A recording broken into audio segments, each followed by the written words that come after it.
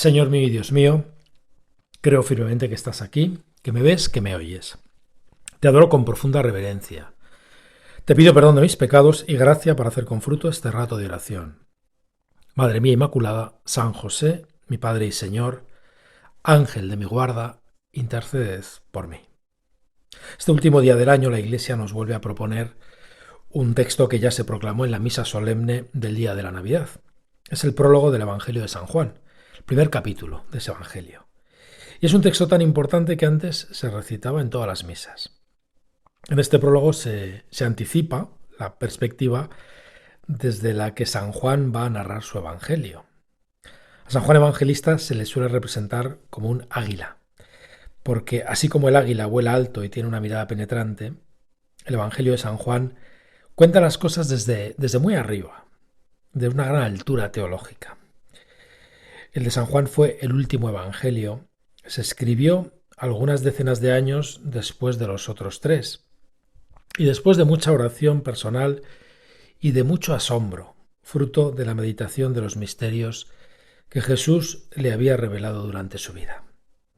Juan, pues no narra el nacimiento de Jesús en Belén como hacen, por ejemplo, Lucas y Mateo, que es narrando, pues descriptivamente podríamos decir, ¿no?, lo que ocurre allí, los pastores, la cueva, el pesebre. Juan lo que hace es alzarse como un águila hasta el mismo seno de la Trinidad. Así comienza este prólogo. En el principio existía el Verbo, y el Verbo estaba junto a Dios, y el Verbo era Dios. El Verbo es el Hijo, que está junto al Padre. Eres tú, Señor, en el seno de tu Padre. Eres Dios como el Padre, pero eres distinto del Padre, quien pronuncia el Verbo. Esto nos asoma a ese misterio inefable en el que todo comienza. Un misterio que Juan trata de expresar con palabras. Señor, ¿cómo te abajas a nuestras pobres palabras humanas, que son apenas un balbuceo para referirnos a tu grandeza? El prólogo del Evangelio de San Juan es como una reflexión teológica del designio divino para nuestra salvación. Y por eso comienza con las mismas palabras con las que comienza la Biblia. En el principio, Bereshit. En el principio existía el Verbo. Y continúa. Por medio de él se hizo todo, y sin él no se hizo nada de cuanto se ha hecho. Dios crea todo por medio de su palabra, de su logos, de su verbo. Y habiendo sido todo creado mediante el logos, todo esconde, por tanto, en su interior un sentido, una inteligibilidad, podríamos decir, si me perdonas el palabra. Todo ha sido querido, pensado, amado por Dios. No es este un mundo absurdo y sin sentido, porque ha sido hecho por medio de la palabra que es logos, sentido. Sin él, dice el prólogo, no se hizo nada de cuanto se ha hecho. Señor Dios Padre, tú has creado todo y especialmente a nosotros, mirando a tu Hijo. Nosotros hemos recibido también una participación de esa luz del Verbo. Desde nuestro origen, cada hombre participa de tu luz, Señor. El Verbo era la luz verdadera, continúa el prólogo, que alumbra a todo hombre. Mediante la participación de esa luz, podemos descubrir que todas las cosas nos hablan del Creador y de su amor. Pero en esta historia grandiosa de amor, no todo es luz, aparece el pecado. Así lo describe el prólogo. En el mundo estaba, el mundo se hizo por medio de él, y el mundo no lo conoció. Es la ceguera del corazón humano, el rechazo de la luz.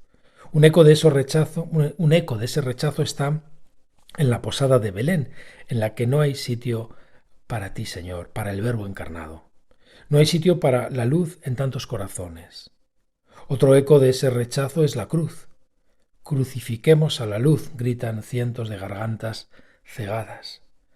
Señor, ¿y cuántos ecos hay en mi vida de ese rechazo? Cuando digo, por ejemplo, con palabras o con obras, Señor, no tengo tiempo para ti, no voy a escucharte, ya sé yo lo que me conviene, déjame. Entonces, también tú y yo rechazamos la luz. Y el hombre prefiere tantas veces la oscuridad a la luz. En vez de buscar y descubrir el sentido que Dios ha dado a las cosas con su logos, en vez de leer la carta de amor escrita en todas las cosas, el hombre prefiere dar a las cosas un sentido inventado por su egoísmo. Esa es la oscuridad, la tentación de ser como dioses que la serpiente introdujo en el corazón de Adán y Eva.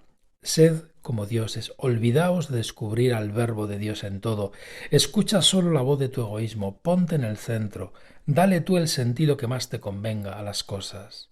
Tú puedes ser como Dios, puedes crear el sentido. Toda tentación esconde este engaño. Toda tentación es ceguera y oscuridad. Es como si Dios nos regalase una lavadora y en vez de preguntarnos para qué sirve o leer las instrucciones o preguntar al ingeniero que la ha hecho, nos empeñásemos en utilizarla como un lavavajillas. Y entonces se rompería la vajilla y se rompería la lavadora. Es lo que ocurre hoy en tantos ámbitos, Señor. El hombre deja de buscar la verdad en la naturaleza y en su propia naturaleza y se empeña en cambiar el sentido de las cosas. Deja de escuchar, de buscar el verbo en el que se han hecho todas las cosas y cerrándose a esa luz pretende ser creador de algo que no ha creado él. Y entonces, con su ceguera, el mundo se llena de lavadoras rotas, podríamos decir. Y la luz brilla en la tiniebla y la tiniebla no lo recibió. Así lo expresa este prólogo. En el mundo estaba, el mundo se hizo por medio de él y el mundo no lo conoció. Pero Dios no nos abandona a la oscuridad. Tú, Señor, una y otra vez tratas de que nos abramos a la luz. Por eso el prólogo continuó. Vino a su casa y los suyos no lo recibieron. Tú, Señor, haces una alianza, envías profetas que iluminan los acontecimientos de la historia, nos das unos mandamientos, como las instrucciones del uso de la lavadora. Pero nosotros no recibimos la luz, matamos a los profetas y a los que nos hablan de la luz. Y por fin, la misma luz en persona viene a la oscuridad. La misma palabra en quien han sido creadas todas las cosas se une de tal modo a nosotros que el Verbo se hizo carne y habitó entre nosotros. Esto es lo que celebramos en Navidad y nos revelas nuestra verdad más íntima y el sentido más hondo de quienes somos, que somos hijos de Dios. En palabras de San Juan, a cuantos lo recibieron, les dio poder de ser hijos de Dios, a los que creen en su nombre. Estos no han nacido de sangre, ni de deseo de carne, ni de deseo de varón, sino que han nacido de Dios. Y el Verbo se hizo carne y habitó entre nosotros. No es de extrañar que al evangelista San Juan se le denomine el águila, por la altura teológica a la que nos lleva a contemplar las cosas. Quizá demasiado para unos 10 minutos con Jesús como estos, pero bueno, no está mal de vez en cuando alzar un poco la mirada, aunque no entendamos exactamente todo. Comenzar el Evangelio con este prólogo es como decir: ojo, voy a narrar muchas cosas de Jesús de Nazaret, pero de quien voy a hablar es de alguien eterno, alguien que proviene de Dios y que es Dios, alguien que siendo Dios ha venido a hacerse uno de nosotros, alguien que ha sido anunciado desde siempre, alguien que nos quiere hacer partícipes de su vida divina. Esto es lo que manifiesta Juan con su prólogo. Juan no va a contar en su Evangelio la historia de un gran hombre, de un hombre extraordinario. No, es mucho más. Juan, desde el prólogo, no quiere que nos confundamos. Nos toma entre sus garras como un águila y nos lleva a la altura de Dios, para desde ahí mirar todo lo que Dios ha hecho por nosotros en Jesucristo. Por eso, al acercarme a las escenas de Navidad, junto a la cercanía y la sencillez que rebosan los tiernos relatos de San Mateo y de San Lucas, la Iglesia quiere que no perdamos de vista el abismo teológico que manifiestan esas candorosas escenas. Dios se acerca a nosotros, pero es Dios. Hay una expresión que utiliza Isaías y que San Pablo cita en su carta a los romanos que dice: Dios ha cumplido su palabra y la ha abreviado. Es una expresión muy comentada por los padres de la Iglesia. Dios ha cumplido su palabra y la ha abreviado en muchos sentidos.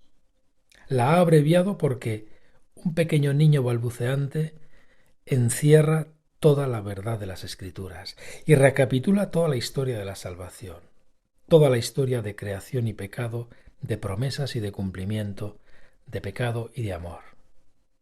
Si el prólogo de San Juan nos sirve para situarnos ante la grandeza de lo que estamos celebrando estos días, el pequeño niño ha abreviado toda explicación. La palabra se ha abreviado tanto se ha dicho en tan poco, que solo queda un silencio roto por el llanto de un niño. Pues te doy gracias, Dios mío, por los buenos propósitos, afectos e inspiraciones que me has comunicado en esta meditación. Te pido ayuda para ponerlos por obra. Madre mía Inmaculada, San José, mi Padre y Señor, Ángel de mi guarda, interceded por mí.